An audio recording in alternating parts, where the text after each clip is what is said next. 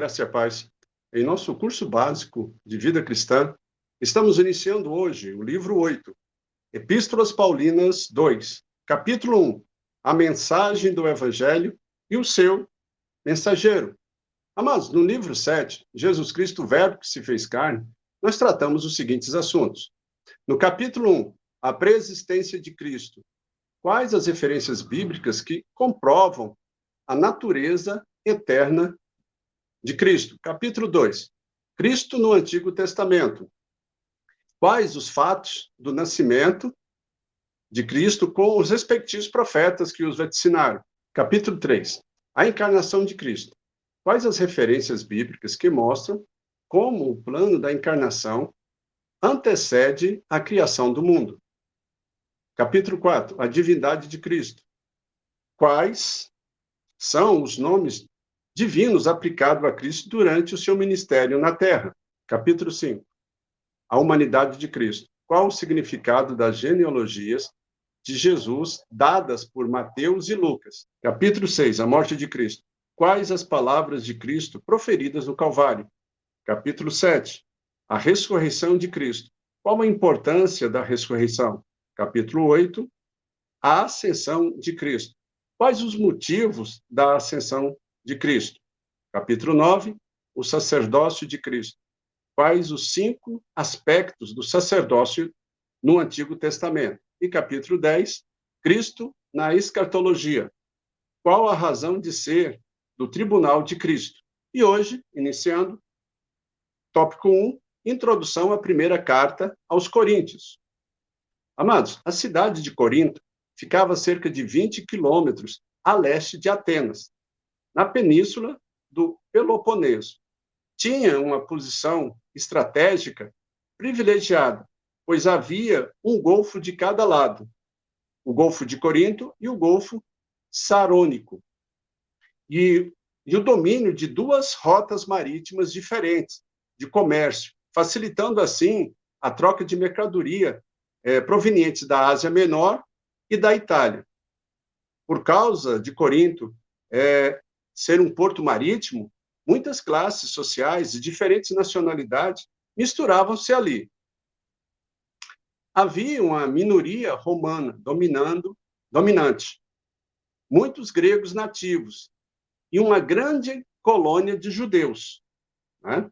Então, pelas suas ruas, via-se aglomerações de viajantes, negociantes de quase todos os países conhecidos da época. A vida social de Corinto revelava a característica degradante dessa cidade. Corinto era uma cidade corrupta. A imoralidade de Corinto estava ligada à adoração à deusa Afrodite, né? O amor sensual, a deusa do amor sensual. Observe, o templo de Afrodite, né, no grego, ou Vênus, no romano, tinham mais de 1.000 prostitutas para a livre prática sexual dos visitantes ao templo, né? A cidade abrigava ainda templos de vários outros deuses, tais como Atenas, Apolo, Hermes, ou Mercúrio, né, em grego, etc. E Paulo chegara a Corinto cerca de 52 depois de Cristo. Enquanto morava ali com o casal Áquila e Priscila, pregava o evangelho primeiro aos judeus e depois aos gentios, né? Mais tarde, Silas e Timóteo vieram ter com ele, o que lhe permitiu dedicar-se a um ministério de tempo integral. Embora alguns judeus tivessem se unido à igreja, a maioria procedera dentre os gentios. Havia alguns de classe alta, mas a grande maioria dos convertidos era da classe humilde. 1 Coríntios foi escrita no final da longa permanência de Paulo em Éfeso, no ano 55 depois de Cristo. Isso é, após 4 anos dele estar ausente dos crentes de Coríntios, né? Amados, no período do seu ministério em Éfeso, Paulo recebeu notícias perturbantes ou perturbadoras acerca da má conduta dos convertidos em Corinto. Havia uma urgente necessidade de disciplina e instrução àquela igreja. Paulo tinha dois propósitos ao escrever 1 Coríntios. Primeiro, reprovar os coríntios pelos flagrantes pecados que eram permitidos na igreja. Segundo, responder às perguntas sobre a vida e a doutrina cristã feita pelos coríntios. Amém? Então, nenhuma outra carta no Novo Testamento trata tão energicamente dos problemas de uma igreja local.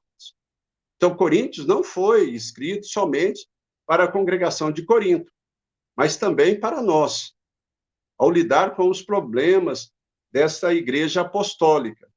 O Espírito Santo apresenta certos princípios básicos, ou verdades básicas, mediante os quais os problemas da igreja devem ser solucionados. Né? O que devemos perguntar a nós mesmos é: como posso aplicar esses princípios dados por Deus na minha vida e na minha igreja?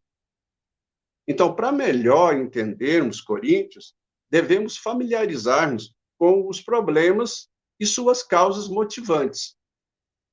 E a solução básica que Paulo deu para esses problemas.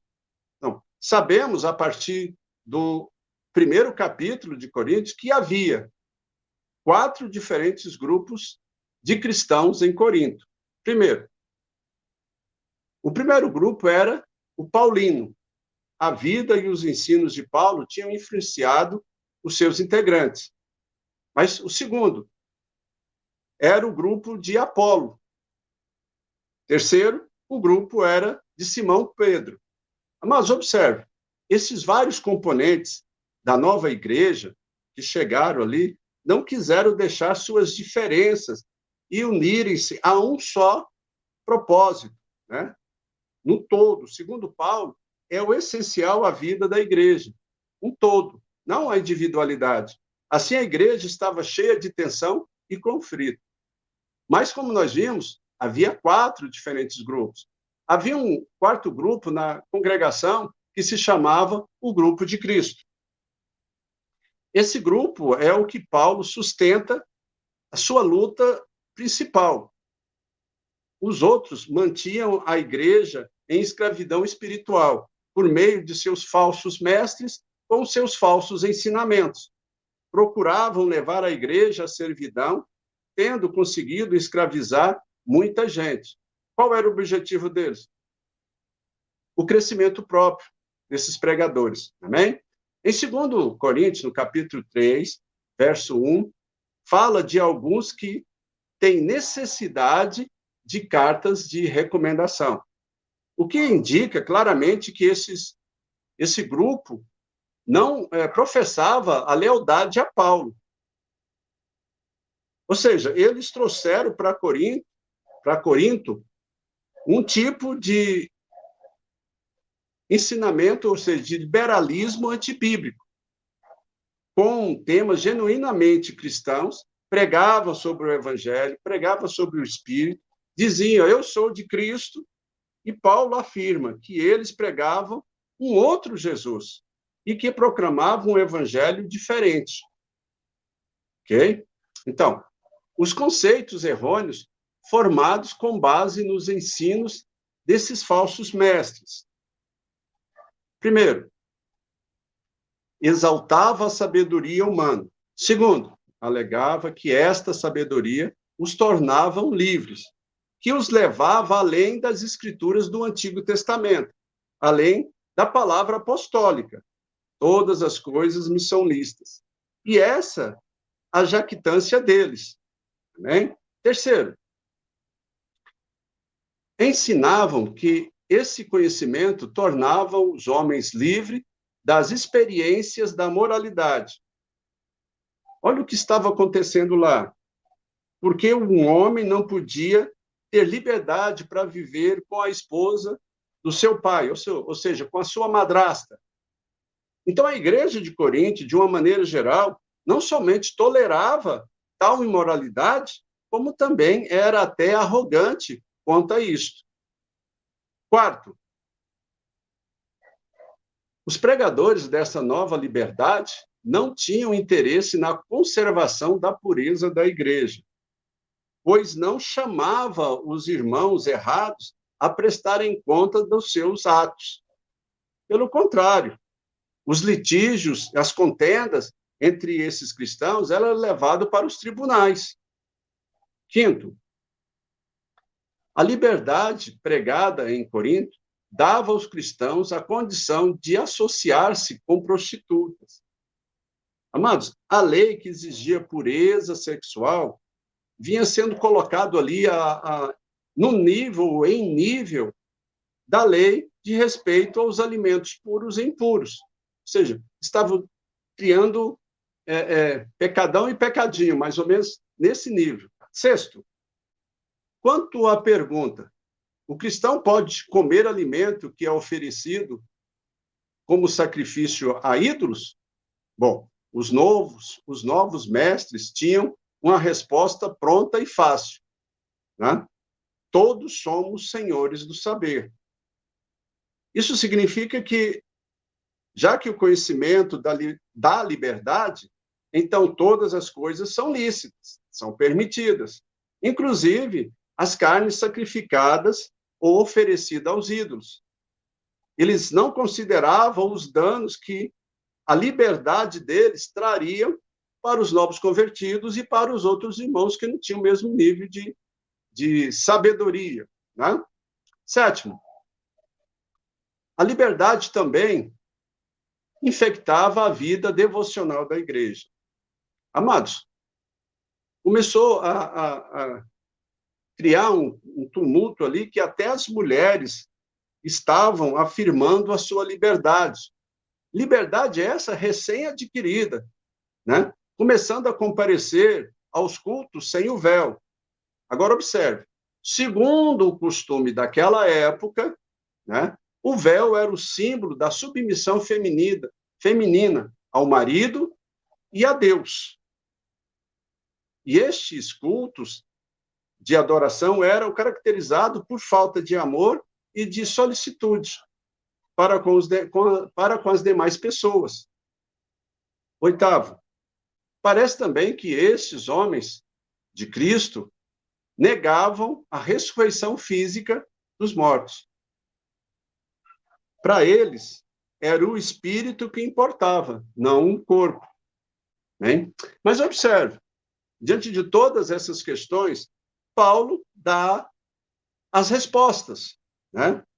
Então, as respostas de Paulo aos vários pecados daquela igreja têm um denominador comum, que é o poder unificador da cruz de Cristo, vista na sua expressão de abnegação por amor aos outros.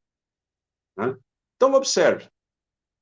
Enquanto os coríntios louvavam a Cristo só como doador da sabedoria e da verdadeira liberdade, primeiro, Paulo o exaltava como o Senhor da glória que foi crucificado.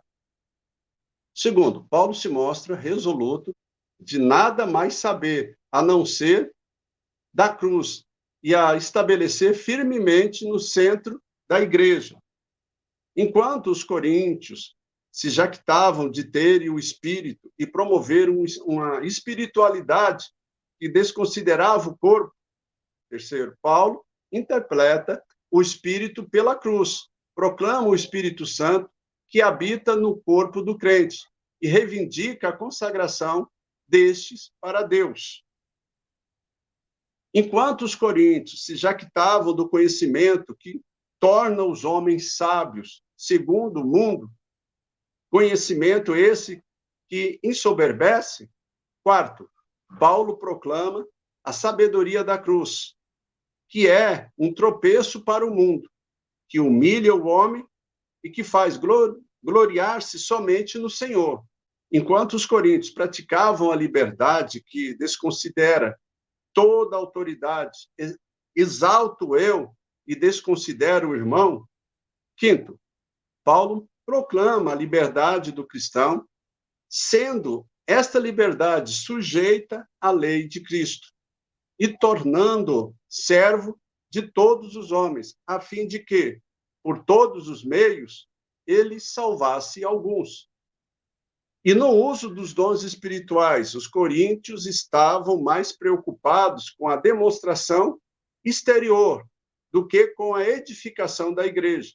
Sexto, Paulo, outra vez, aplica o princípio da cruz. Os dons devem ser exercidos através do amor, com o propósito de fortalecer a igreja. Amém, amados?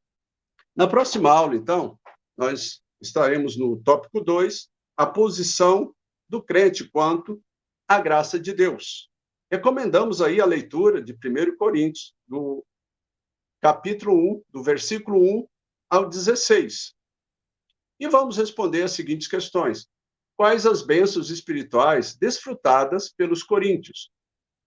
Por que os cristãos não devem dividir-se por causa dos seus líderes? Amém? Amados, vamos cada vez mais crescer em conhecimento e graça do Senhor, buscando a face do Senhor constantemente, né? Faça esse estudo com seus parentes, amigos, familiares, dê também a eles a oportunidade de conhecer aquilo que o Senhor Jesus fez por cada um deles.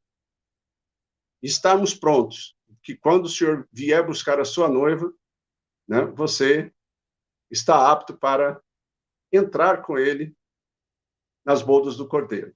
Que Deus abençoe os irmãos. Até a próxima aula. Não esquece de deixar aí o seu like, que é muito importante para o crescimento do canal. Além de deixar os seus comentários. Se você não gostou, também deixe lá os seus comentários. Se você tem dúvida, faça as suas perguntas. Nós estaremos aqui para responder. E vamos juntos a nos prepararmos para a vinda do Senhor. Que Deus abençoe a todos e até a próxima aula.